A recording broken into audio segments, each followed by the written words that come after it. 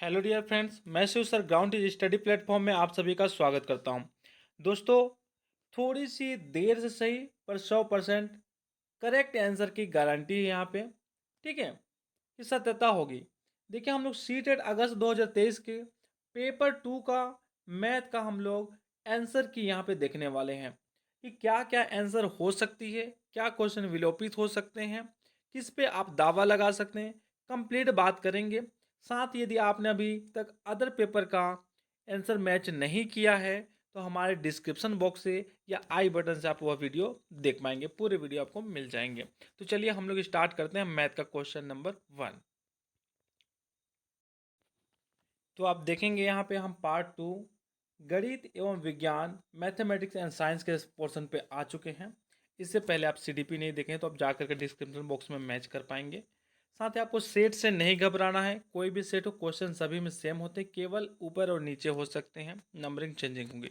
तो पहला क्वेश्चन यहाँ पे आप देखेंगे 31 पे है कि कथन 6 के गुणज से एक कम या एक अधिक अभाज्य संख्याएं हैं। तो इसमें दो प्रकार के नियम लगते हैं। आपका n+1 वाली जो नियम होती है, तो यहाँ पे आप देखेंगे यह क्वेश्चन विलोपित हो सकती है या इसका क्या आंसर लेता है वो हम देखेंगे। इसका दो आंसर पॉसिबिलिटी है, ऑप्शन नंबर 2 और 3।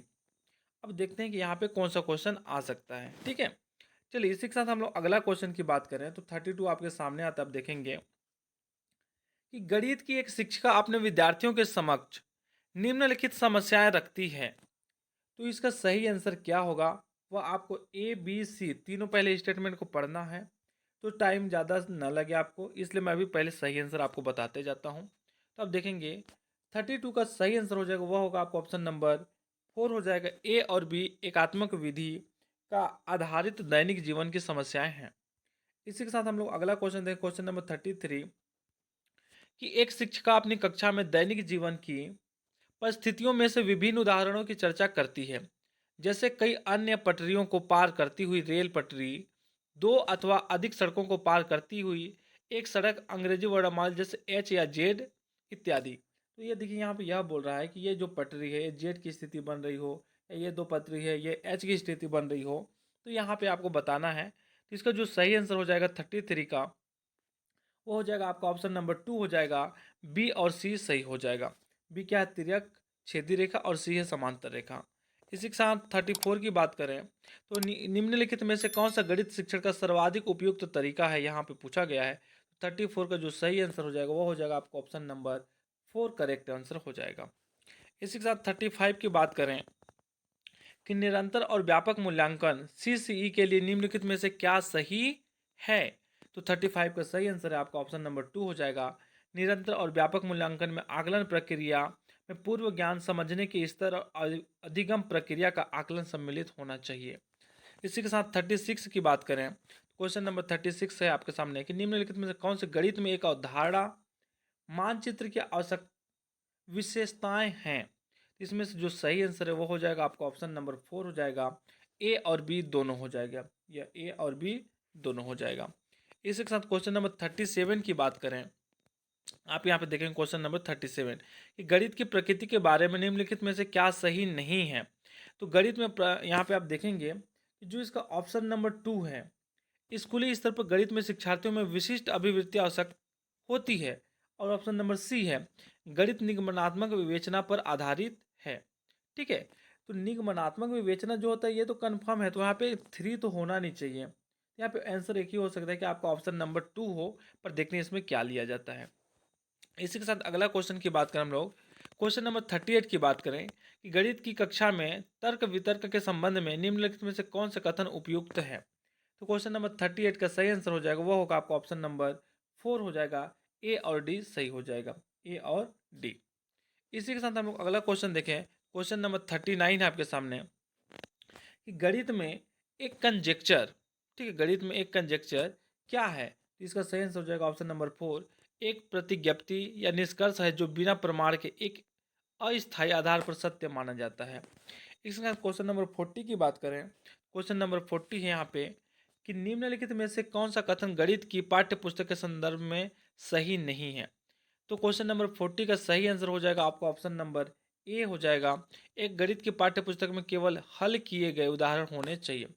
दोस्तों इसी के साथ हम लोग आगे बढ़े, 41 आ गया। तो 41 का हम लोग आंसर देखें इससे पहले यदि आपने अभी तक हमारे चैनल को सब्सक्राइब नहीं किया तो जल्द से सब्सक्राइब कर दीजिए। साथ ही क्योंकि मैं जैसे ही बाकी पार्ट का वीडियो लेकर के आऊँगा आपको उसका नोटिफिकेशन तत्काल मिल जाएगा। चलिए तो यहाँ पे हम लोग अगला क्वेश्चन देखते हैं। 41 की बात करें तो 41 का जो आंसर सॉल्व करने पे आएगा वो हो जाएगा आपका ऑप्शन नंबर ए हो जाएगा करेक्ट आंसर। यही 42 की बात करें तो 42 पूरा सॉल्व करेंगे तो सॉल्व करने के बाद आपको option number B answer correct मिलेगा 2 नंबर। ठीक है। ये क्वेश्चन नंबर 43 की बात करें तो 43 का जो सही आंसर हो जाएगा वो होगा आपका ऑप्शन नंबर एक हो जाएगा 7। इसी के साथ हम आगे बढ़े हैं। 44 की बात करें, क्वेश्चन नंबर 44 को जब आप सॉल्व करेंगे तो ये जो विद क्रम है सॉल्व करेंगे आपका आंसर आता है ऑप्शन नंबर 2 आ जाता है 7/16। यही हम लोग क्वेश्चन नंबर 45 की बात करें कि रेखा ए बी पर एक बिंदु P स्थित है तथा PQ पर एक किरण इस प्रकार है कि यहाँ पे त्रिभुज बन रहे हैं। तो यहाँ पे सही आंसर क्या होगा ये आपको बताना है 45 का। इसका सही आंसर हो जाएगा आपका ऑप्शन नंबर ए हो जाएगा 110 डिग्री हो जाएगा। इसी के साथ हम लोग क्वेश्चन नंबर 46 की बात करें कि किसी त्रिभुज पी क्यू आर की भुजा पी क्यू पर एस एक बिंदु इस प्रकार स्थित है कि R S is equal to P S is equal to Q S है, यहाँ पे सभी बराबर हैं। तो यहाँ पे आपको बताना है कि आंसर क्या होगा। तो 46 का जो सही आंसर है वो हो जाएगा आपका ऑप्शन नंबर ए हो जाएगा 60 डिग्री हो जाएगा। ठीक है, क्योंकि त्रिभुज 180 डिग्री का होता है, तीनों कोणों को जोड़ने पे और तीनों यहाँ पे इक्वल है, तो इस स्थिति में 60 हो जाएगा।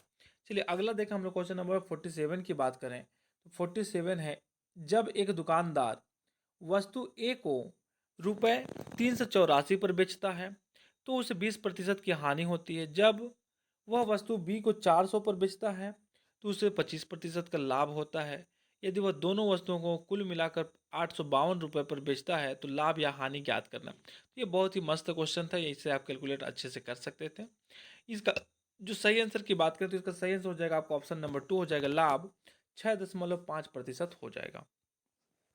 इसी के साथ क्वेश्चन नंबर 48 की बात करें कि 12,000 की एक राशि किसी निश्चित प्रतिशत वार्षिक ब्याज दर पर 1.5 वर्ष में 15,972 हो जाती है। जब ब्याज अर्धवार्षिक संयोजित होता है वही राशि उतने ही समय में उसी ब्याज दर से कितनी हो जाएगी यदि ब्याज वार्षिक संयोजित होता है। तो 48 का जो सही आंसर है वो हो जाएगा आपका ऑप्शन नंबर 2 करेक्ट हो जाएगा 15,840।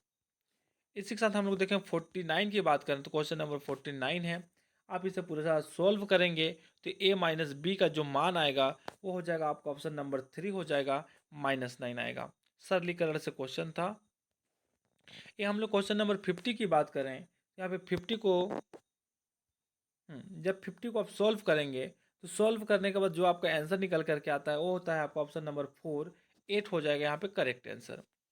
इसी के साथ हम लोग आगे देखें तो क्वेश्चन नंबर 51 आपके सामने आ जाता है कि निम्नलिखित में से कौन से 2, 3 और 11 से विभाज्य है।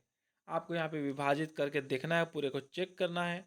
आप यहाँ पे जब विभाजित करके देखेंगे, पूरे चेक करेंगे तो 51 का सही आंसर हो जाएगा, वो होगा आपका ऑप्शन नंबर 3।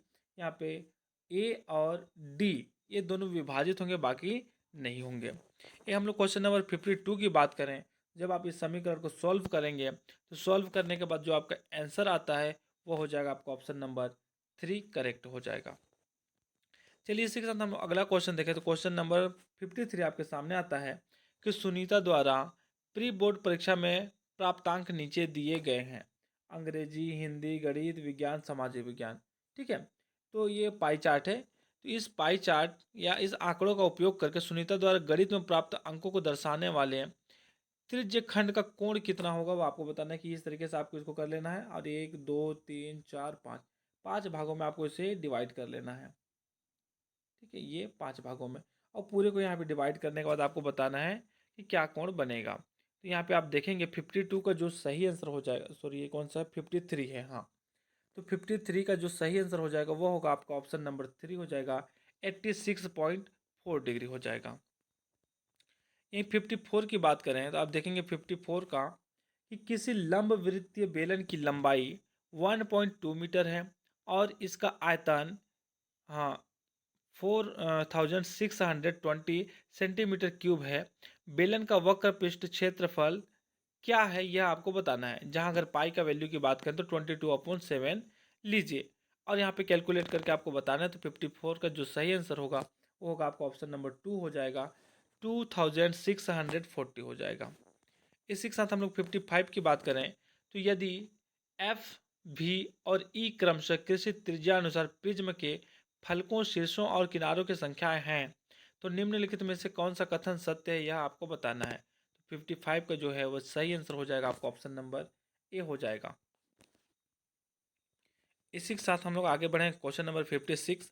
तो 56 पे पहुँचे इससे पहले यदि आपने सब्सक्राइब नहीं किया हमारे चैनल को तो सब्सक्राइब करके एक प्यारा सा लाइक दे दीजिए ताकि मुझे मोटिवेशन मिले और मैं आपके लिए और भी अच्छा अच्छा कंटेंट लेकर के आ सकूं, ठीक है, और भी ज़्यादा हेल्प कर सकूं। तो देखिए यहाँ पे जो क्वेश्चन नंबर 56 है, 56 की हम लोग बात करते हैं। नीचे दिए गए आंकड़ों के बहुलक, माध्यक और परिसर का माध्य क्या है यह आपको बताना है। तो इसे जब आप सॉल्व करेंगे, सॉल्व करने के बाद आपका आंसर निकल करके आता है वो है ऑप्शन नंबर 2, 13। इसी के साथ हम लोग देखें क्वेश्चन नंबर 57 की बात करें कि विमाओं 40 सेंटीमीटर गुणे 36 सेंटीमीटर गुणे 1 सेंटीमीटर वाले एक ठोस घनाभ के पृष्ठ को ₹20 प्रति 100 सेंटीमीटर स्क्वायर की दर से पेंट कराने की लागत 1032 है। तो एक्स का मान क्या है वही आपको बताना है। तो 57 की बात करें तो इसका सही आंसर हो जाएगा ऑप्शन नंबर ए हो जाएगा, एक्स का वैल्यू 15 हो जाएगा। ए 58 की बात करें कि किसी आयत का क्षेत्रफल जिसकी भुजाएं 176 सेंटीमीटर और 56 सेंटीमीटर है एक वृत्त के क्षेत्रफल के बराबर है। वृत्त की परिधि क्या है यह आपको बताना है और पाई का मान लेना है आपको 22/7 लेना है। तो इसका सही आंसर हो जाएगा वह होगा आपका ऑप्शन नंबर ए हो जाएगा, 352 हो जाएगा। ठीक है, इसी के साथ हम लोग देखें क्वेश्चन नंबर 59 की बात करें। क्वेश्चन नंबर 59 आपके सामने आप देखेंगे कि त्रिभुज नहीं, एक समचतुर्भुज है ए बी सी डी जिसमें ए डी बी का वैल्यू दिया है और डी बी ए डी है, ए बी सी है। तो इन सबको सॉल्व करने में आपको जो वैल्यू मिलता है वह हो जाएगा ऑप्शन नंबर 3, 210, यह करेक्ट आंसर होगा। इसी के साथ हम क्वेश्चन नंबर 60 की बात करें। क्वेश्चन नंबर 60 है, यहाँ पे आप देखेंगे इसका सही आंसर होगा वह होगा आपका ऑप्शन नंबर 1 करेक्ट हो जाएगा। चलिए इसी के साथ मिलते हैं एक अगले वीडियो में, तब तक के लिए बाय बाय, जय हिंद, वंदे मातरम।